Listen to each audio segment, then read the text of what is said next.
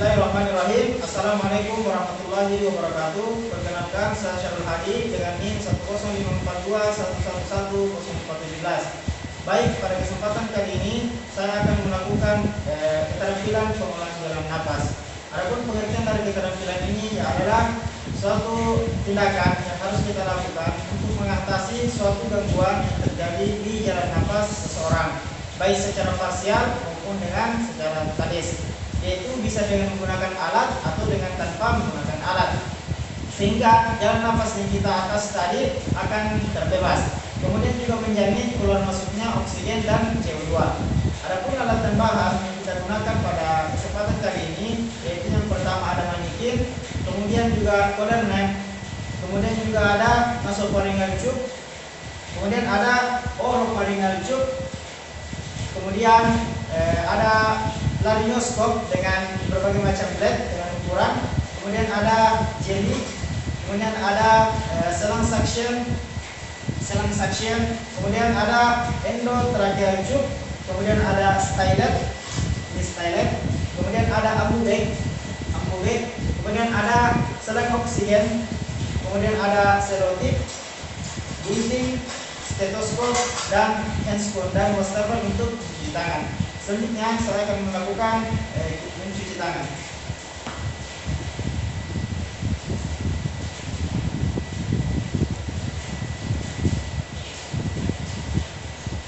Selanjutnya saya akan menggunakan handscoon.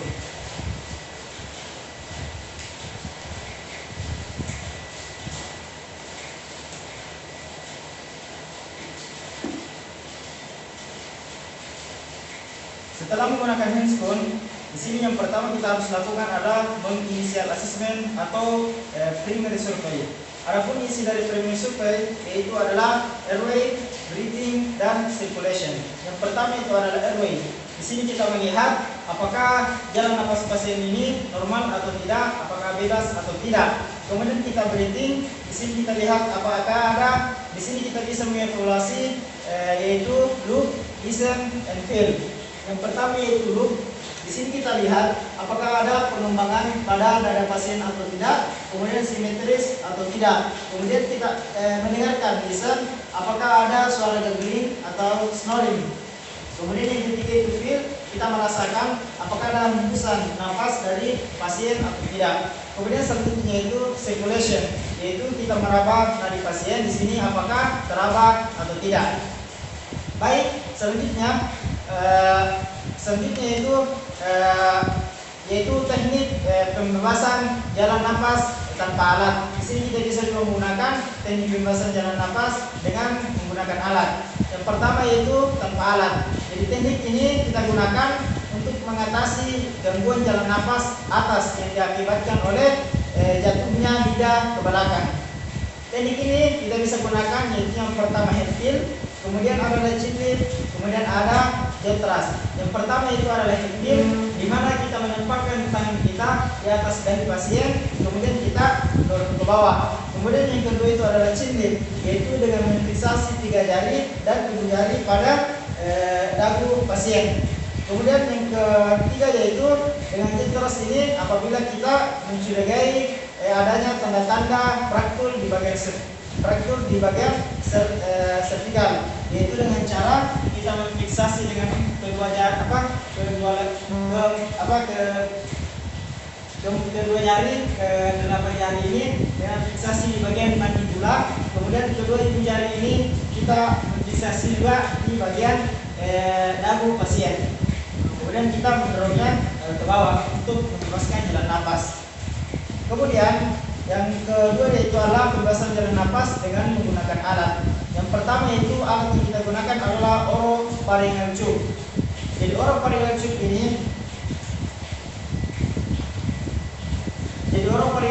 ini yang tepat adalah dengan mengukur sudut di ujung bibir sampai dengan ke telinga pasien, yaitu dengan cara kita ambil dulu alat oropharyngeal tube, kemudian kita masukkan ke dalam mulut pasien secara perlahan sampai menyentuh di bagian langit-langit mulut pasien. Kemudian setelah itu kita putar 180 derajat. Kemudian di sini kita evaluasi dengan teknik loop, listen, feel, yaitu kita lihat apakah ada pengembangan pengembangan dada pasien atau tidak, simetris atau tidak. Kemudian kita mendengarkan juga apakah ada suara snoring atau gambling. Kemudian kita merasakan apakah ada hembusan nafas dari pasien atau tidak.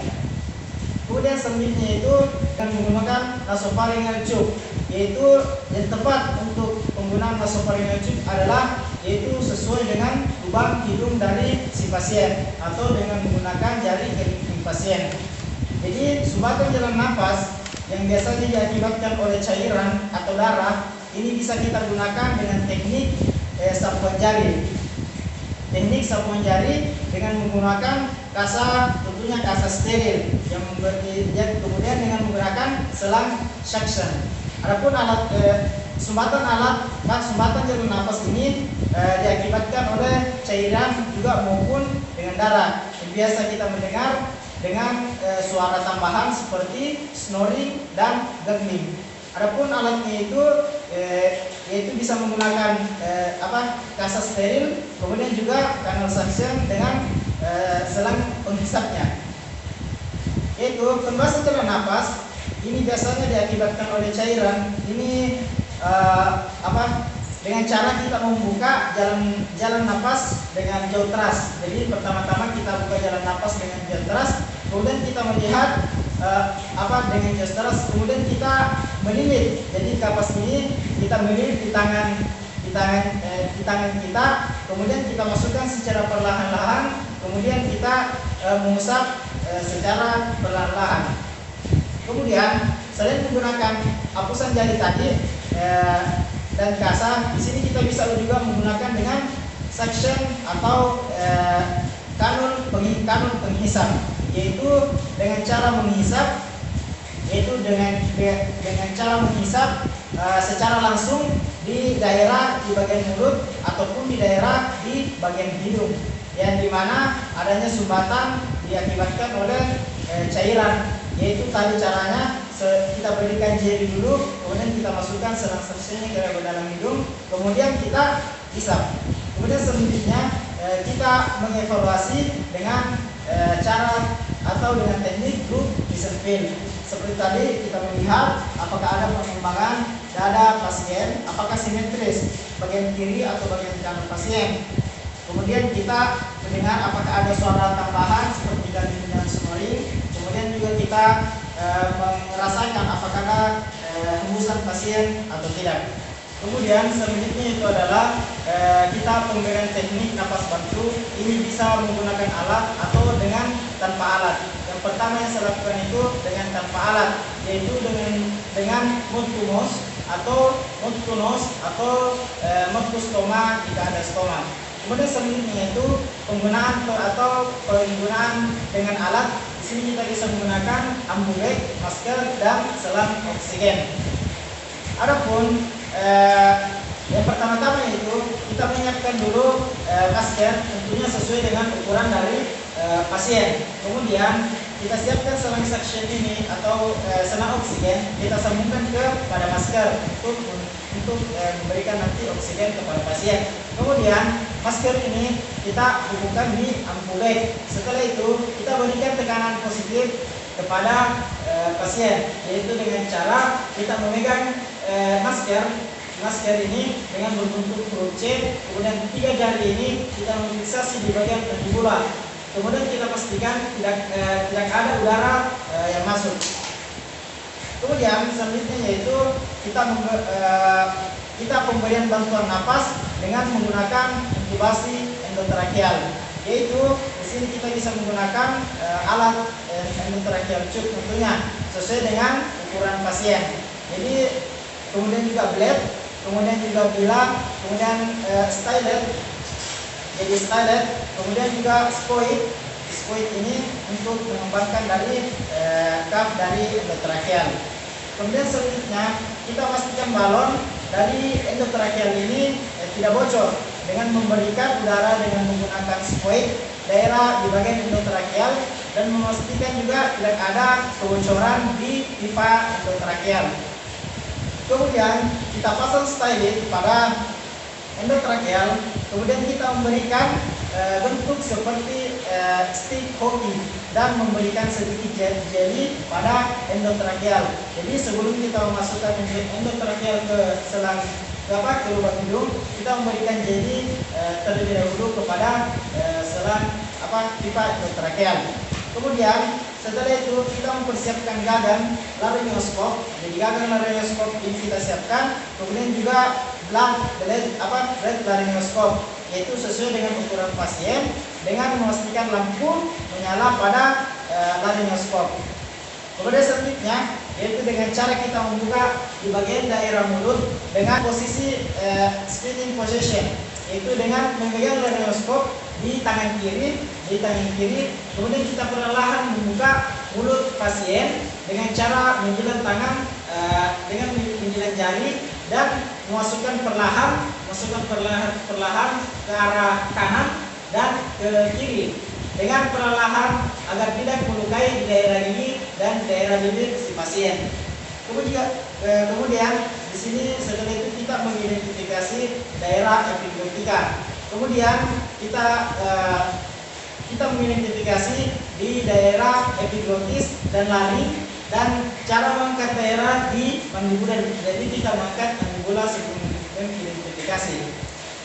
Setelah mengidentifikasi, kemudian kita memasukkan endotracheal tube secara perlahan di sisi kanan dari mulut. Kemudian kita masukkan ke endotracheal.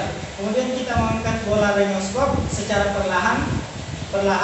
Kemudian setelah itu juga kita tarik keluar dan kita kembangkan menggunakan spoid bola endotracheal tube. Kemudian pipa endotracheal ini kita sambungkan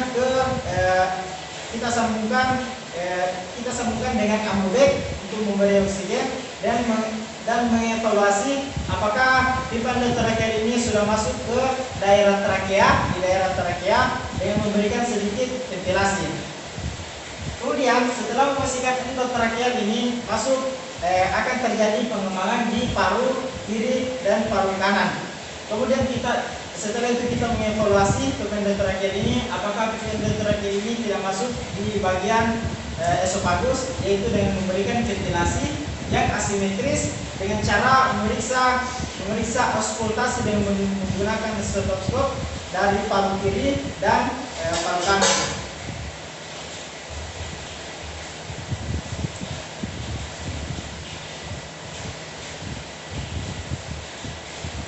Kemudian setelah pemeriksaan yang kita lakukan, maka kita memberikan fiksasi. Jadi kita berikan fiksasi pada daerah endotracheal tube, kemudian kita memberikan ventilasi tekanan positif dengan frekuensi kira-kira 10-16 kali per menit.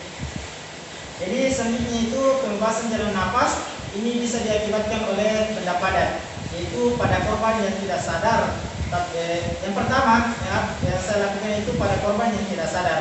Yang pertama itu kita baringkan dulu pasien di tempat yang aman, kemudian kita menunggangi pasien di atas pasien, kemudian kita memberikan hentakan. Jadi hentakan garis khayal di antara prosesus sifoideus dan umbilicus. Kemudian kita memberikan tekanan secara tiba-tiba sebanyak 5 kali.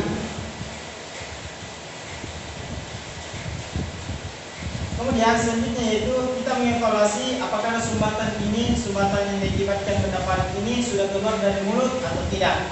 Kemudian selanjutnya yaitu teknik pembebasan jalan nafas dengan pasien yang sadar, yaitu yang pertama teknik backflow. Jadi teknik backflow ini kita rangkul dulu pasien dari arah belakang, kemudian kita condongkan ke depan pasien sedikit atau kepala pasien sedikit dengan memukul di daerah hayalan, yaitu di antara skapula kiri dan skapula kanan, yaitu sebanyak 3-5 kali. Kemudian selanjutnya kita mengevaluasi apakah benda padat tadi sudah keluar dari mulut atau tidak. Kemudian yang kedua yaitu Heimlich manuver.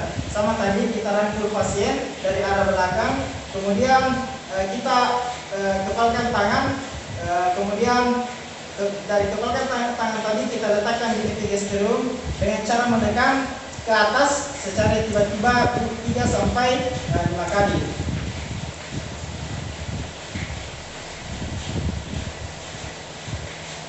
Jadi baik, Mungkin itu yang bisa saya sampaikan pada kesempatan kali ini. Wassalamualaikum warahmatullahi wabarakatuh.